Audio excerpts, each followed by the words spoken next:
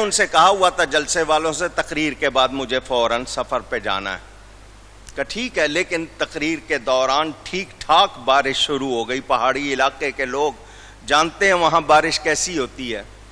بارش کے بعد میں نے کہا چلیں، انہوں نے کہا نہیں، بہت خطرناک ہے، آپ کو ہم صبح فجر میں لے جائیں گے. میں نے کہا فجر میں لے جاؤ گے، مجھے نیند کا موقع نہیں ملے گا، میں فجر کے بعد سوتا ہوں، تو پھر دوپہر میں جلسہ ہے، میرے لیے دشواری. انہوں نے کہا اس وقت بہت خطرہ ہے، ہم نہیں جانے دیں گے. بہت اچھا. رات کے ابھی 4 بجے تھے، یعنی صبح صادق سے پہلے سیلاب آ گیا. میں جس ریسٹ ہاؤس میں ٹھہرا ہوا تھا اس کا آدھا حصہ بھی سیلاب میں بہہ گیا. وہاں سائرن بج رہے تھے، چیخو پکار، لوگوں کے گھر ٹوٹ گئے. پاکستان اور کشمیر کے درمیان 6 پل تھے، 6 کے 6 ٹوٹ گئے. میں 3 دن وہاں بند رہا، نہ پانی پینے کا، نہ بجلی، اور نہ ہی کھانا پینا. وہ تھوڑے سے چنے مل گئے تھے کہیں، میں نے 3 دن ان پر گزارا کیا. اگلے دن 12 ربیع الاول تھی، میں نے طے کر لیا میں نے جانا ہے. اچھا، رابطہ بالکل ختم پاکستان سے. ادھر گھر والے پریشان کہ کوئی اطلاع نہیں ہے، راول پنڈی میں بہن رہتی ہیں، وہ پریشان کہ صبح کا کہہ کے گیا تھا کہ میں کل شام کو آ جاؤں گا. 3 دن ہو گئے، رابطہ ہو تو کیسے ہو. پیر صاحب دیول شریف وہ بھی وہاں پہنچے ہوئے تھے. میں ان کے پاس گیا کہ میں نے جانا ہے، آپ میرے ساتھ چلنے کو تیار؟ لوگوں نے کہا کہ لینڈ سلائیڈنگ، جب وہ پہاڑ سے آتی ہے نا، مٹی آتی ہے تو وہ ڈھیر بن جاتے ہیں سڑکوں پہ، وہ اور جگہ جگہ زمین پھٹی ہوئی ہے، نہیں جا سکتے. 40 افراد جانے کی کوشش میں جان سے چلے گئے. تو جب تک رستے نہیں کھلتے نہیں جائیں گے. میں نے کہا میں نے جانا ہے، میں نے نہیں رکنا، جانا ہے. پیر صاحب نے میرا جب جوش دیکھا تو تیار ہو گئے. ہم 6 آدمی مظفر آباد سے کیسے روانہ ہوئے. اگر وہاں کے علاقوں کے لوگ ہیں تو کوٹ حبیب اللہ جس کو کہتے ہیں، وہاں تک 40 کلومیٹر کا فاصلہ، اتنے پانی میں ہم پیدل آئے. ہاتھوں میں ہاتھ جکڑ کے زنجیر بنا کے کئی مرتبہ وہ پانی ہمیں لے جاتا تھا، لیکن اتنی مشکل سے راستے میں سانپ بھی نظر آئے، کیا کیا. ایک جگہ چھوٹا سا ٹیلا جو سیلاب سے بچ گیا تھا، اس پہ خاندان بیٹھا ہوا تھا. وہاں ہم تھوڑی دیر کے لیے ذرا رک گئے. پیر صاحب نے اپنا تعارف کروایا. میں ایوب خان کا پیر ہوں، پیر دیول. وہ نہیں جانتا ہوگا، اس نے انکار کر دیا کہ میں آپ کو نہیں جانتا. بہرحال پیر صاحب نے کہا تم لوگ جس طرح بیٹھے ہو چائے مل جائے گی. انہوں نے کہا ہاں جی ہم آپ کو چائے پلا دیں گے. ان کے پاس جو تھا انہوں نے خیر پیر صاحب کو چائے پلائی. پیر صاحب نے شکریہ ادا کیا اور کہا تمہارے سامنے ایک پیر ہے اور ایک عالم ہے، تو تمہیں بہت عزت ملی ہے کہ تمہارے پاس آئے. ان کا اپنا انداز تھا. تو اس نے پیر صاحب کو دوبارہ کہا میں آپ کو پہچانتا نہیں، میں نے آپ کا نام نہیں سنا. پیر صاحب نے میرا تعارف کروایا کہ یہ فلانا ہے اکاڑوی صاحب کا بیٹا. اس آدمی نے مجھے گلے لگا لیا، کہنے لگا آپ کے والد صاحب کو میں نے ایک مرتبہ مظفر آباد میں سنا تھا. یہ اثر ان کی باتوں کا ٹی وی نہیں، اخبار نہیں، لوگ ویسے ان کو جانتے تھے، ان کی خدمات. اللہ تعالی آج ہمیں توفیق دے ہم وہ سلسلے جاری رکھ سکیں. بڑی مہربانی فرماتے ہیں. آپ ان کی زیارت کر چکے ہیں. قد کے چھوٹے ہیں مگر کام کی بہت بڑی شخصیت ہے. بظاہر جسمانی قد مختصر ہے لیکن علمی قد اور مرتبہ اللہ نے بہت دیا ہے. 25 برس پہلے انہوں نے ادارہ بنایا ساؤتھ افریقہ میں. ایک کمرے سے انہوں نے شروع کیا پڑھانا. آج اللہ کا شکر ہے 17 ملکوں کے طلباء ان کے پاس پڑھتے ہیں. اور عزت کی بات دیکھیں، اتنی دور بریلی شریف سے اعلیٰ حضرت کے پڑ پوتے ان کے پاس پڑھنے گئے. کتنی عزت اللہ نے دی. کتنوں کو عالم بنایا، حافظ و قاری بنایا. اور طبیعت ایسی پائی ہے تھکتے نہیں ہیں.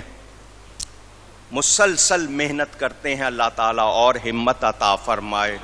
لوگوں نے تنگ کرنے میں کسر نہیں رکھی مگر ڈٹے رہے ہیں ہمت کے ساتھ۔ چونکہ تعلق آپ کا مانسہرہ کے علاقے غازی کوٹ سے ہے، ہزاروی کہلاتے ہیں، مگر وہاں ان کا زیادہ کام انگلش میں اور دوسری زبانوں میں ہے۔ میں آپ کو یہ بات سنا رہا ہوں، وہ لڑکے ان کے پاس پڑھتے ہیں جن کی زبان اردو نہیں ہے، عربی نہیں ہے، انگلش بھی نہیں ہے، ان کی اپنی علاقائی زبانیں، کوئی زولو بولتا ہے، کوئی کریولی بولتا ہے، کوئی کون سی بولتا ہے۔ انہوں نے ان کو بھی اعلیٰ حضرت کی نعتیں یاد کروائی ہوئی ہے۔ وہ مصطفیٰ جان رحمت پہ لاکھوں سلام اس طرح پڑھتے ہیں کہ آپ سنیں تو حیران ہو جائیں۔ مختلف ان کی طرزیں ہیں اور وہ مفتی صاحب نے ان کو محنت کرائی ہوئی ہے۔ ہر سال آپ تشریف لاتے ہیں، ہم اس بات پر حیران کہ اتنی شفقت، یعنی لاکھوں روپے کی ٹکٹ ہے، خود خرچ کر کے آتے ہیں۔ اللہ تعالیٰ ان کی اس کاوش پر ان کو بہت عزتیں عطا فرمائے، ان کی مدد فرمائے۔ یہ اردو میں بھی انگلش میں بھی خطاب فرماتے ہیں۔ اب میں ان کو، حالانکہ چاہتا تو یہ ہوں کہ وہ تفصیلی خطاب کریں، مگر ان سے جتنا ہو زیادہ سے زیادہ ان سے یہی گزارش۔ تشریف لاتے ہیں آپ کے سامنے حضرت علامہ مفتی محمد اکبر صاحب ہزاروی۔ نعرہ تکبیر، نعرہ رسالت۔ اچھا ماشاءاللہ، آئیے بسم اللہ، پہلے تسی پہلے کر لو تھوڑے تو بات ہے۔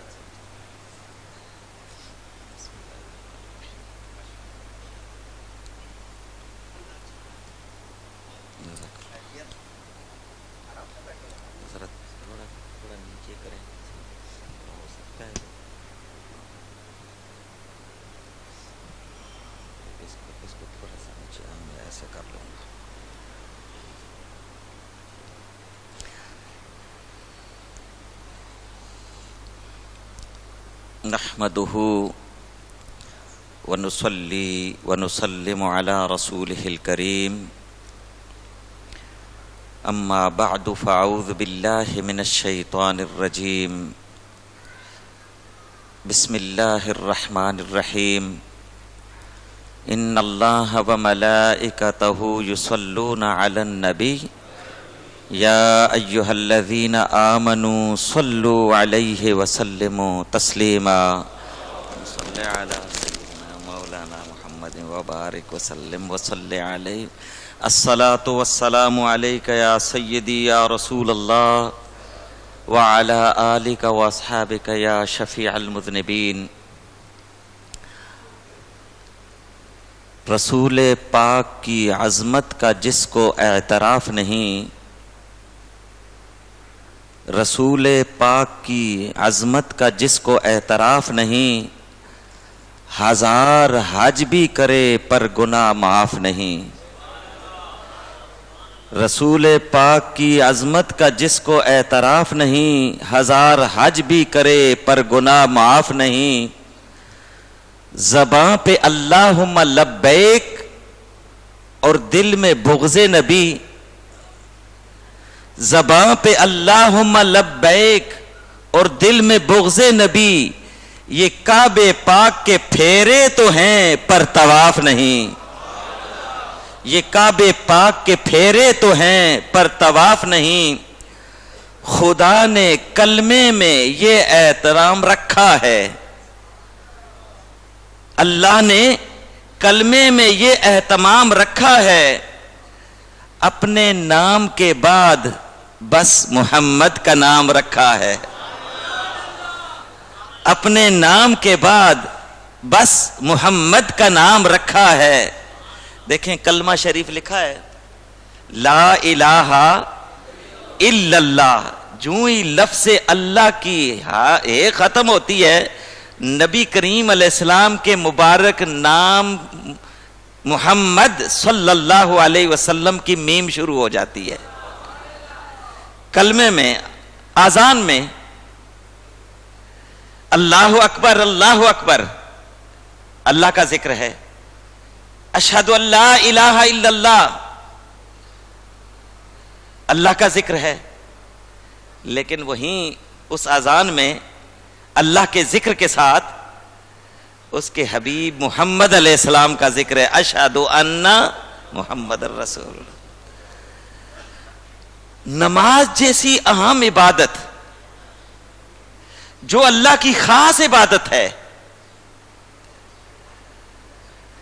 ساری عبادتوں میں اہمیت والی اللہ کی خاص عبادت نماز جو اللہ کے لیے خاص ہے، اس میں بھی رب کے نام کے ساتھ، رب کے ذکر کے ساتھ اس کے حبیب علیہ السلام کا ذکر اور نام ہے۔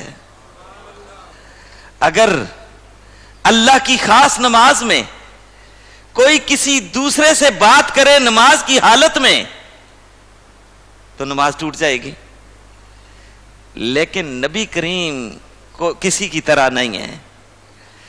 جب تک نبی کے ساتھ نماز میں اللہ کی نماز میں نبی کے ساتھ بات نہ کی جائے اس وقت تک نماز مکمل ہی نہیں ہوتی۔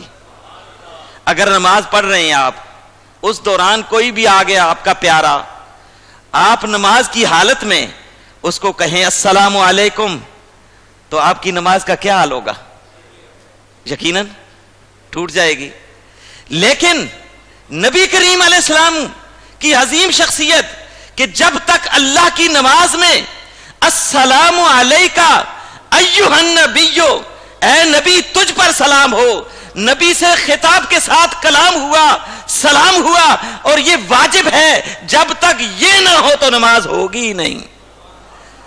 خدا نے کلمے میں یہ اہتمام رکھا ہے، اللہ نے کلمے میں یہ اہتمام رکھا ہے کہ اپنے نام کے بعد بس محمد کا نام رکھا ہے۔ یہ الگ بات ہے کوئی مانے یا نہ مانے، یہ الگ بات ہے کوئی مانے یا نہ مانے، پر نماز میں بھی درود و سلام رکھا ہے۔ یہ الگ بات ہے کوئی مانے یا نہ مانے، پر نماز میں بھی درود و سلام رکھا ہے۔ ارے درود پڑھنے سے ثواب ملتا ہے، درود پڑھنے سے ثواب ملتا ہے، اور سلام کہنے سے جواب ملتا ہے۔ نبی کریم علیہ السلام نے فرمایا من صلی علی واحدا، اگر کسی نے مجھ پر ایک مرتبہ درود پڑھا اس کی 10 نیکیاں معاف، 10 درجات بلند، اور 10 نیکیاں ملتی ہیں، 10 گناہ معاف ہوتے ہیں، اور 10 درجات بلند ہوتے ہیں۔ درود پڑھنے سے ثواب ملتا ہے، لیکن سلام کہنے سے جواب ملتا ہے۔ جب امتی نبی کی بارگاہ میں السلام علیکہ ایھا النبی، یا نماز کے اختتام پر جیسے آپ بھی کھڑے ہو کے حضور علیہ السلام کی بارگاہ میں ادب سے یا نبی سلام علیکہ کہتے ہیں، اے نبی آپ پر سلام ہو، نبی کی بارگاہ میں سلام پیش کرتے ہیں، نبی سے سلام کرتے ہیں، تو سلام سے جواب ملتا ہے۔ جب کسی کو آپ سلام کریں تو سلام کا جواب واجب ہے، وہ دیتا ہے یا نہیں؟ تو نبی کریم کو جب سلام کریں گے تو جب نبی جواب میں کہیں گے وعلیک السلام یا امتی، امتی تجھ پر بھی میرا سلام اور سلامتی ہو، تو اس سے بڑھ کے سعادت اور کیا ہو سکتی ہے؟ اور یہ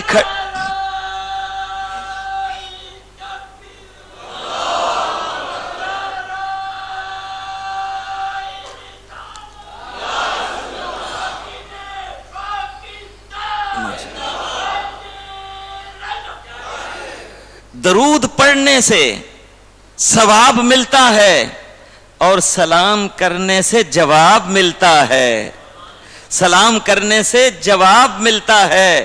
اور نبی کریم علیہ السلام، میں اور طرف نکل گیا، الحمدللہ خطیب اعظم کے عرس شریف میں ہم سب حاضر ہیں، اپنی عقیدت کے پھول، محبت کے پھول ان کی بارگاہ میں پیش کر رہے ہیں، اور ان کے نور نظر جو ان کے مشن کو بطریق احسن اپنی بساط کے مطابق عام کرنے میں آپ نے کوئی کوتاہی اور کوئی کسر باقی نہیں چھوڑی. اور الولد سر لابیہ کے مظہر عتم ہیں، اور ان شخصیات پر ہمیں ناز اور فخر کرنا چاہیے کہ کل وقت ایسا ممکن ہے آئے جس طرح آج ابھی آپ ان کا ذکر خیر فرما رہے تھے، تو بہت سارے لوگ ہوں گے جنہوں نے حضرت کی قریبی ملاقات نہیں کی، ان کے دل میں بھی شوق پیدا ہوا کاش کہ میں بھی ان کی محفل اس طرح حاصل کرتا. تو آج آپ کے سامنے یہ عظیم شخصیت ہیں، اور ایسا وقت آئے گا کہ آپ جب ان کا ذکر کریں گے اور کہیں گے کہ ہمیں یہ سعادت نصیب ہے، ہم نے ان کے بیانات سنے اور ان کی محفل میں شریک ہوئے، تو آنے والی نسلیں آپ پر ناز کریں گی، آنے والی نسلیں تم پہ فخر کریں گی اے ہم اسرو، آنے والی نسلیں تم پہ فخر کریں گی اے ہم اسرو، جب انہیں علم ہوگا کہ تم نے اکاڑوی کو دیکھا ہے. تو حضرت اکاڑوی صاحب رحمت اللہ علیہ کا ذکر خیر بہت اچھے انداز میں، ان کی گفتگو ایسی تھی کہ میرے بھی آنسو نکل آئے.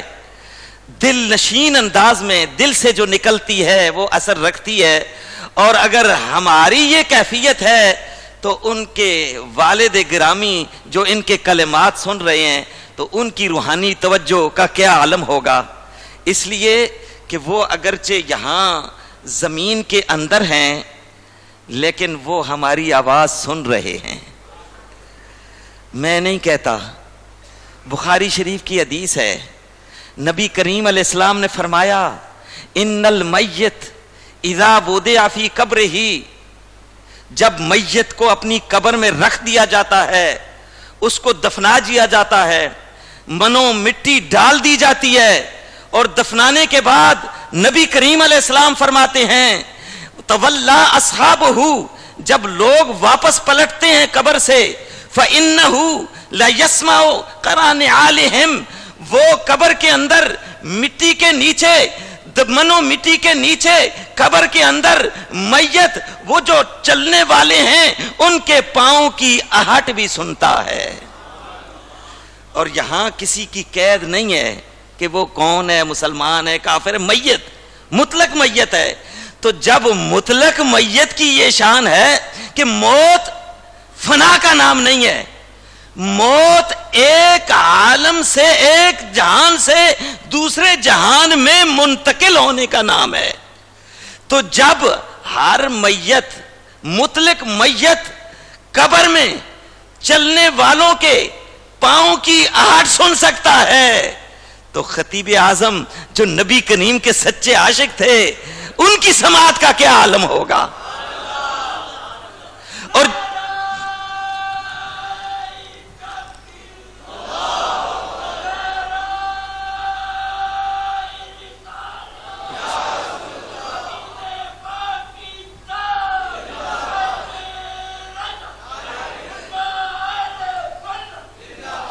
اور جب عام آدمی سن سکتا ہے میت، تو خطیب اعظم کی سماعت اور سننے کا عالم کیا ہوگا. اور پھر جن بزرگوں کا وہ تذکرہ کرتے تھے غوث پاک، ان کی سماعت کا کیا عالم ہوگا. اور پھر خواجہ صاحب، اور آگے جائیں تو جہاں سے یہ سارا فیض چلا، نبیوں کے سردار امام الانبیاء حضرت محمد الرسول اللہ صلی اللہ علیہ وسلم کی سماعت کا عالم کیا ہوگا. آئیے میں آپ کو ایک حدیث جو خطیب اعظم بیان فرمایا کرتے تھے، مجھے ان سے سننے کی سعادت حاصل ہوئی، میں اس کا تذکرہ کرتا ہوں اس خیال سے کہ اس حدیث کے ان کے حوالے سے جب ذکر کروں گا تو ان کی روح خوش ہوگی اور ان کا فیض ملے گا، میرا یہ آنا بیکار نہیں جائے گا، مقصد حاصل ہو جائے گا. ذرا توجہ کریں، بخاری شریف کی حدیث وہ اکثر بیان فرمایا کرتے تھے، آپ نے بھی سنی ہوگی. ان کی خوشنودی کے لیے انہی کی بیان کردہ حدیث آج ان کے عرس میں پیش کرنے کی سعادت حاصل کرتا ہوں. نبی کریم علیہ السلام نے فرمایا اِنَّ لِلَّهِ مَلَائِکَہ، اللہ کے کچھ خاص فرشتے ہیں، اللہ کے اِنَّ لِلَّهِ ملک، ان فرشتوں میں ایک خاص فرشتہ ہے جو اللہ نے اس کی ایک خاص ڈیوٹی لگا رکھی ہے۔ اس فرشتے کی ڈیوٹی اللہ کی طرف سے کیا ہے؟ نبی کریم علیہ السلام فرماتے ہیں وَقَائِمٌ عَلَىٰ قَبْرِي اِذَا مِتُّ إِلَىٰ يَوْمِ الْقِيَامَةِ، وہ فرشتہ میری قبر پر مقرر ہے، جب سے میرا وصال شریف ہوگا اس وقت سے لے کے قیامت تک اس فرشتے کی ڈیوٹی یہ ہوگی کہ دربان کی طرح میرے قبر پر حاضر ہوگا۔ اور نبی کریم علیہ السلام نے فرمایا اس فرشتے کی سماعت کا کیا عالم ہوگا؟ اسمال خلائق جمیعہ، وہ فرشتہ بیک وقت ساری مخلوقات کے آوازوں کو سن سکتا ہے۔ جو فرشتہ نبی کریم علیہ السلام، جو فرشتہ نبی کریم صلی اللہ علیہ وسلم کی بارگاہ میں دربان کی حیثیت سے کھڑا ہے اور اس کے سماعت کا عالم یہ ہے کہ ایک وقت میں ساری مخلوقات کے آوازوں کو سن سکتا ہے، اور اس کی ڈیوٹی کیا ہے؟ نبی کریم علیہ السلام نے فرمایا لیس من عبد یصلی علیہ، جب بھی کوئی مجھ پر درود پڑھتا ہے تو وہ فرشتہ اس درود پڑھنے والے کا درود میری بارگاہ میں پیش کرتا ہے ان الفاظ میں صلی اللہ علیہ یا محمد فلان ابن فلان، او محمد صلی اللہ علیہ وسلم فلاں کے بیٹے فلاں نے آپ پر ان الفاظ میں درود پیش کیا ہے۔ فرشتہ جو نبی کریم علیہ السلام کی بارگاہ میں دربان کی حیثیت سے کھڑا ہے، اس کی سماعت کا یہ عالم ہے کہ بیک وقت دنیا کی ساری مخلوقات کی آواز سن سکتا ہے، اور پھر اس کی ڈیوٹی کیا ہے؟ نبی کی بارگاہ میں خادم کی حیثیت سے ہر درود پڑھنے والے کا درود نبی کریم کی بارگاہ میں پیش کرنا۔ اور کس طرح پیش کرتا ہے؟ درود پڑھنے والے کا نام بھی اور درود پڑھنے والے کے والد کا نام بھی ذکر کر کے صلی اللہ علیہ کا فلان ابن فلان، فلاں کے بیٹے فلاں نے، اور پھر اسی پر اکتفا نہیں، نبی کریم نے فرمایا بقضا و قضا، یعنی جن الفاظ کے ساتھ درود پڑھنے والے نے میری بارگاہ میں درود پڑھا ہوگا انہی الفاظ کے ساتھ وہ فرشتہ میری بارگاہ میں درود پیش کرتا ہے۔ اب اس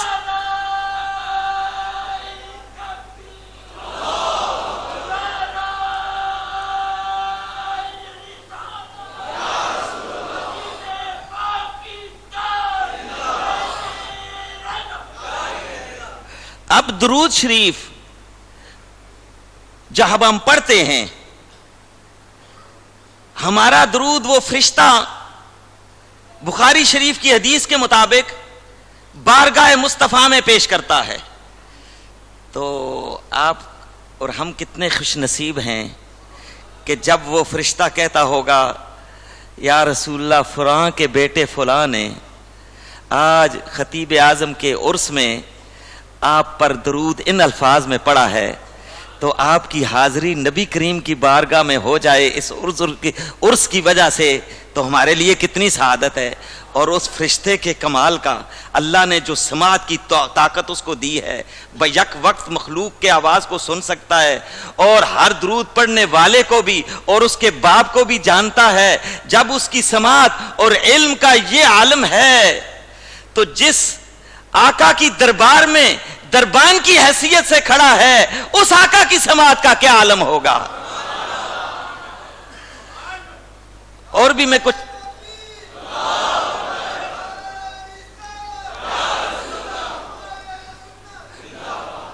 کچھ کہنا چاہتا تھا، لیکن جب میری نظر ڈاکٹر لیاقت عامر صاحب پہ پڑی تو میرے دل میں فوراً خیال آیا کہ وہ بہت اچھے مقرر ہیں، آپ کے جذبات کی صحیح ترجمانی کریں گے، اور میری جگہ اگر وہ زیادہ خطاب کریں تو آپ زیادہ معزوز ہوں گے۔ میں اسی پر اکتفا کرتا ہوں، اس شرط سے کہ اکاڑوی صاحب یقیناً توجہ فرمائیں گے تاکہ جو بقایا رہتا ہے آئندہ سال کے لیے وہ موقع مجھے عطا فرمائیں گے۔ والسلام علیکم۔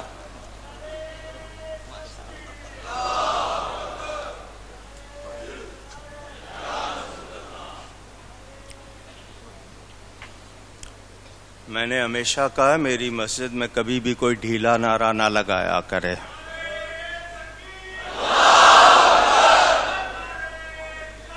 یا رسول اللہ۔ میرے حضرت صاحب فرماتے تھے، میرے پیر و مرشد پنجابی بولتے تھے، فرماتے تھے تم یہ وہابیوں کو چڑھانے کے لیے کہتے ہو، ایک مرتبہ دل سے یا رسول اللہ پکارو، بیڑا پار ہو جائے گا۔ یا رسول اللہ، یا رسول اللہ۔